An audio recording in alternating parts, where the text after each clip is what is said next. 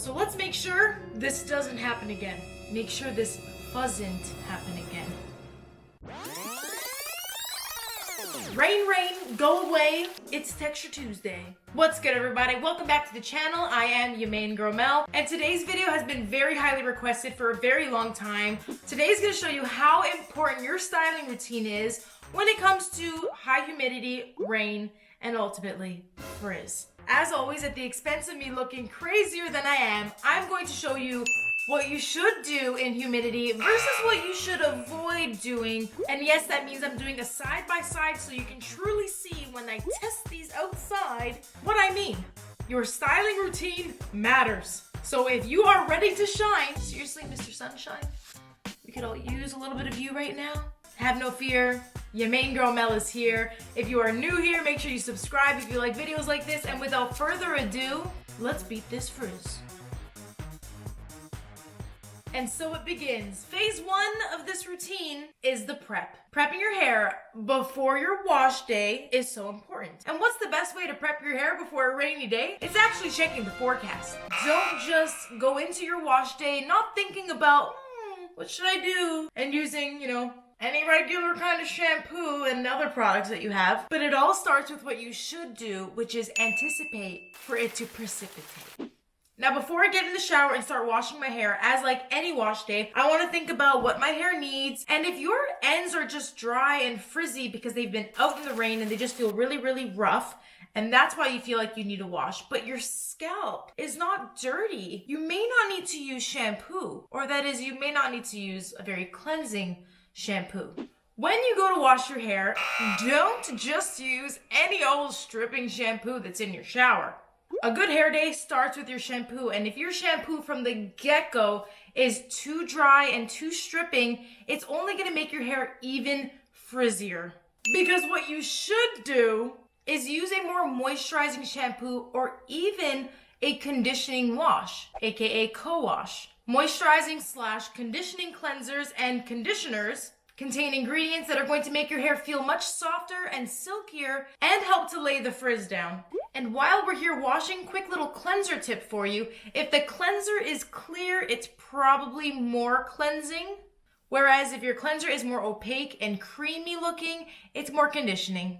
Or alternatively, if you do have an oily scalp that needs a shampoo, try putting an oil on the lengths of your hair before you wash, because this is going to help protect it from hygrofatigue and from getting even drier and rougher after your shampoo. Now, after you have washed your hair, don't skip conditioner. Never skip your conditioner, which will also help to treat our hair and prevent it from being so vulnerable in humidity, where your hair will just want to absorb all of the moisture that it can from the air because you didn't initially supply it into your hair. Seriously, that is the most important thing that I will be repeating throughout this video. If you do not put the moisture in right now,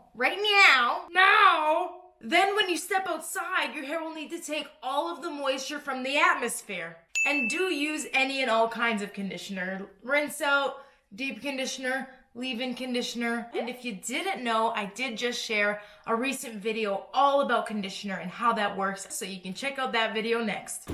All right, now that we've effectively cleansed and conditioned our hair, we're not going to stop right there. The last step to prepping our hair is using a leave-in conditioner. Leave-in conditioner is essential for everyone's hair type, and according to your hair type, you want to use the right type of formula. Quick note as I get into these routines, nothing is wrong with any of the products I'm using.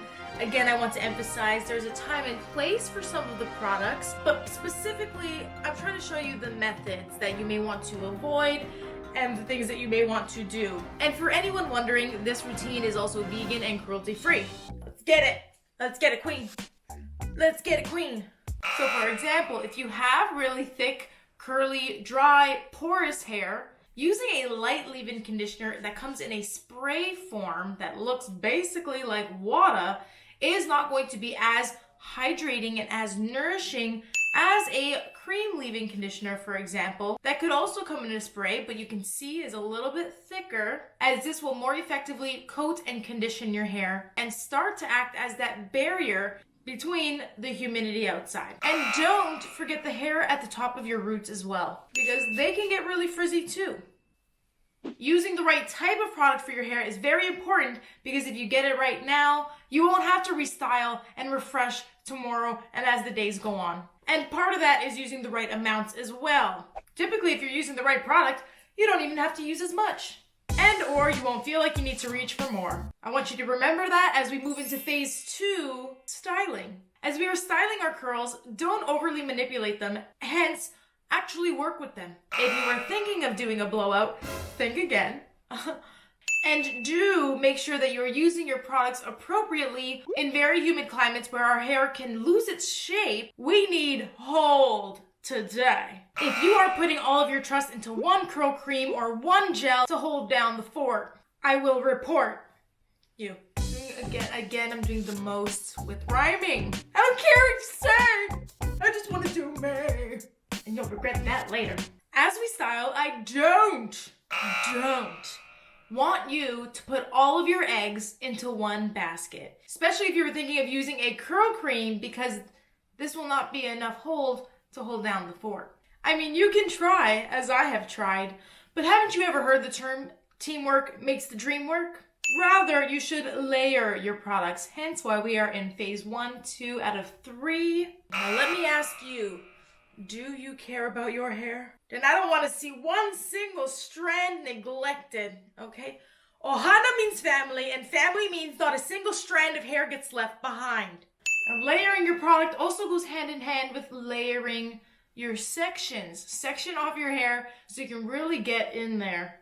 The beauty of layering is you're getting that extra bonus from your curl cream, especially since that's what your dry and porous hair will need from you now. And then the other thing that you will need, that you should absolutely be doing, do use a strong hold gel or mousse. You want something that's going to make your hair a little bit crunchy as you are styling. Products that are going to give you hold are going to keep that definition in place. So don't be afraid. You can get over that crunchy hair fear. I did too. Now, while using your product like a gel, it's also worthwhile going the extra mile and focusing in on those frizzy areas. For me, it's my temples especially. And so I really smooth down the curl, coat it well, and I even take some time to finger coil any of those frizzy areas, and especially the top of my head, which is going to be the most exposed. Don't forget to pay attention to these details, okay? Like in here, like these are my little frizzes.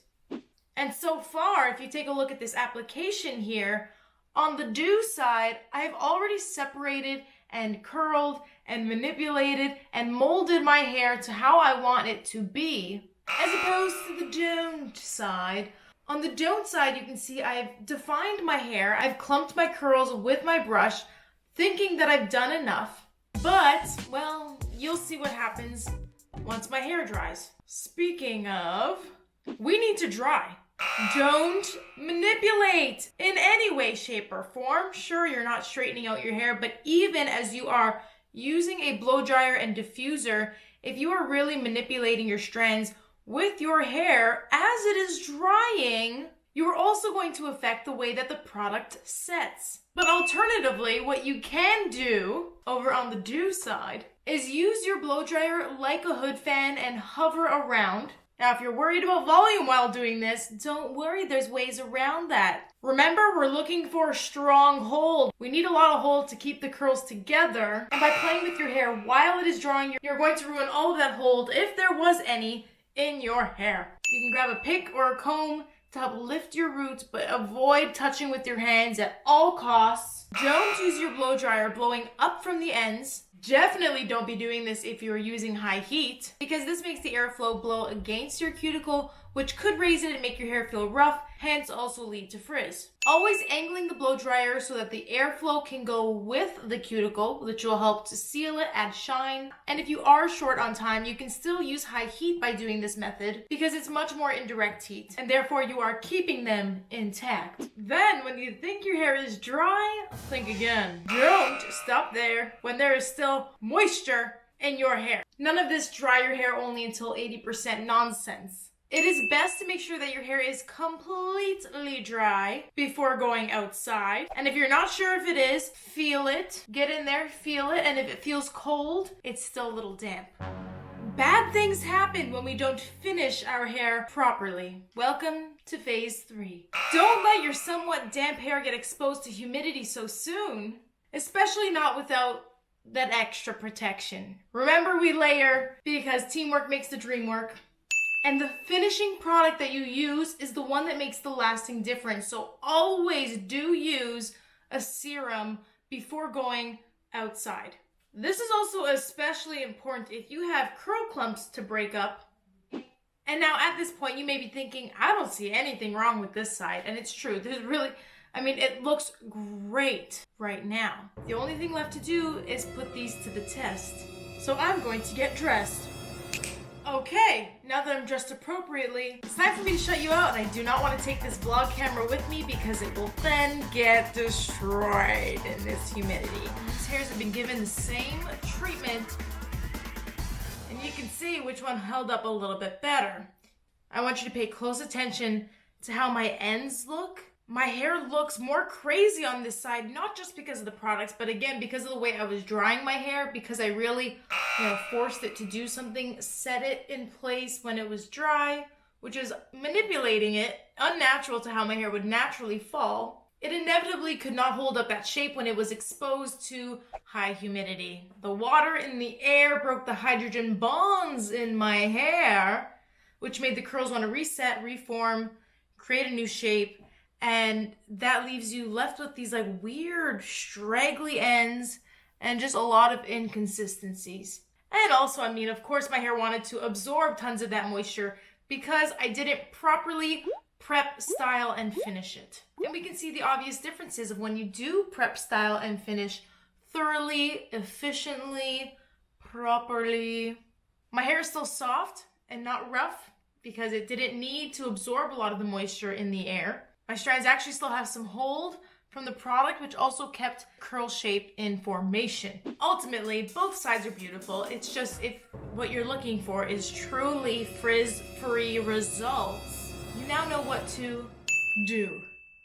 Speaking of thumbs up, you know what else you can do? You can give this video a thumbs up if you found it helpful. And if you have been new, this is the first time you're seeing this channel, we do a bunch of comparisons and more each and every Texture Tuesday. So subscribe if you would like to see more, and comment below what else you would like to see, what other side-by-sides could be very interesting. If you are interested in more of the product details that I used, I will put them in the description box below. Down there, I'll put a little more detail about why this routine especially works for my hair type. These are products and a routine that works great for my hair. But the biggest lesson here is it's not about the products necessarily. It's not just about the products.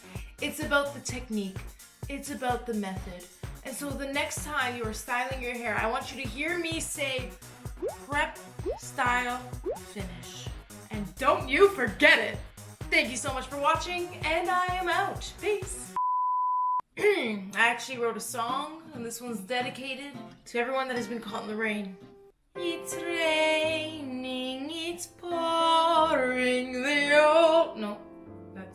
It's raining, it's pouring, my wash day is morning. The time I spent putting product on my head that poofed up during my walk in the morning. Look at this. Thank you so much. Dun-dun-dun. Ow, these things, this sweater sucks. It pinches my arm hairs. It does! Did you experience that too? No, I don't have arm hairs. You shave your arms? No, just my hairs. Get your ass over here! Get your hairy ass arms over here. I'm not hairy. I'm not either. But we all are. It's the vellus hairs. What you don't want to do, then what you do want to do. What you don't, then you do. Don't do this, but then do this. Phase 1. So don't just wing it. Bring it. It's looking moist. No, I am so sorry. I'm so sorry. I didn't give a trigger warning for the word moist. Moist. Hoist. Hoist yourself now. Conditioner. Leave-in conditioner is essential for all. I heard it goes. Oh my god, I hope you can't see my PJ pants back there. Those are my PJs. No! Mom! No! Mom! I need to rinse. Hi, Cece. Oh, yes. Correct. How are you? I was just about to make it steamy in here. Whoa! It's cold out there! Damn it! I'm not expecting that. Wow. Even my face is moist. My goodness. Say bye. Bye, Cece.